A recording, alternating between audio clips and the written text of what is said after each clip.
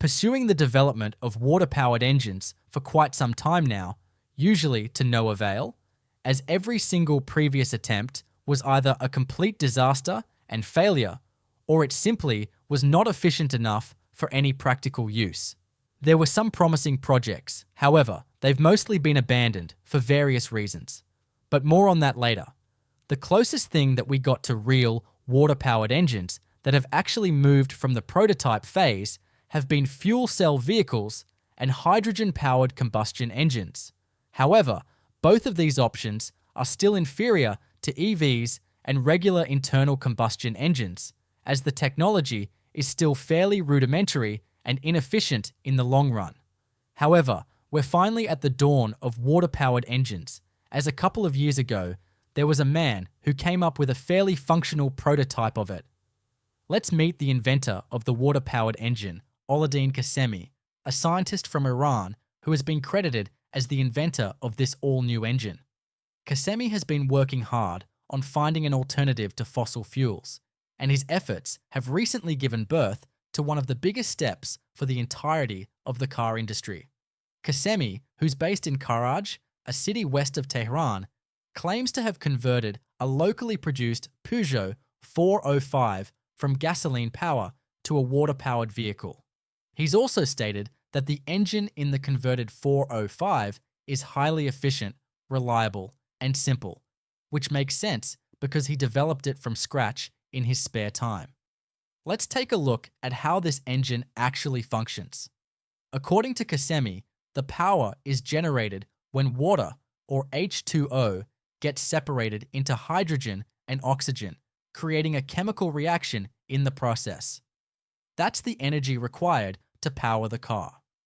It functions similarly to a hydrogen combustion engine like the one found in the BMW Hydrogen 7, except it doesn't use a highly flammable compressed gas as its propellant. The hydrogen fuel cell works in the form of electrolysis. The H2O molecules split into hydrogen and oxygen once voltage is applied to electrodes located in the tank. This system is often referred to as an HHO generator and should, at least in theory, function absolutely flawlessly. The tank itself has a capacity of 60 litres and is located in place of the rear seats. In a video released to the public, we see Qasemi filling the fuel tank with distilled water, which he even drank at one point to show it's not from any form of regular fossil fuel. It's been stated that, when driven economically, the car can cover distances of over 900 kilometers at a speed of 90 kilometers per hour, meaning it consumes around 6 liters of water per 100 kilometers, making it extremely economical. Pit stops will be few and far between, making it more convenient than electric vehicles, especially over longer distances. This is obviously not the only benefit that comes from using water as an energy source, so let's look at other significant advantages of water-powered engines. First of all, let's compare the water-powered engine to its fossil fuel counterparts. Water is actually more potent than regular gasoline as a fuel source. A liter of water can generate up to 96 megajoules of energy, whereas a liter of gasoline produces only 29 megajoules, which is almost 4 times less. Now, that doesn't mean we'll all be driving hypercars with 1.6-liter engines, but the cars will surely have enough power to meet most people's needs.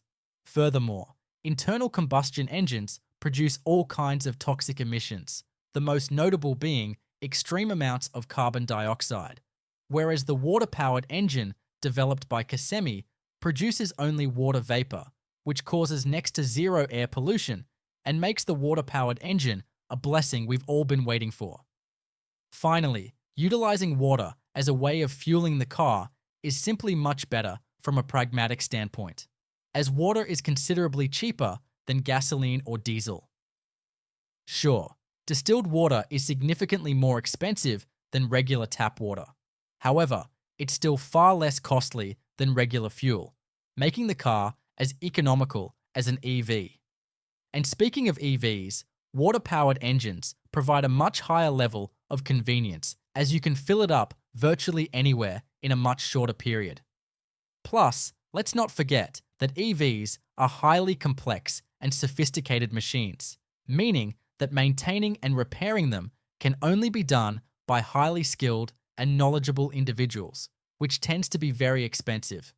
Seriously, replacing a battery on a baseline Tesla Model 3 costs almost a third of the car's entire price.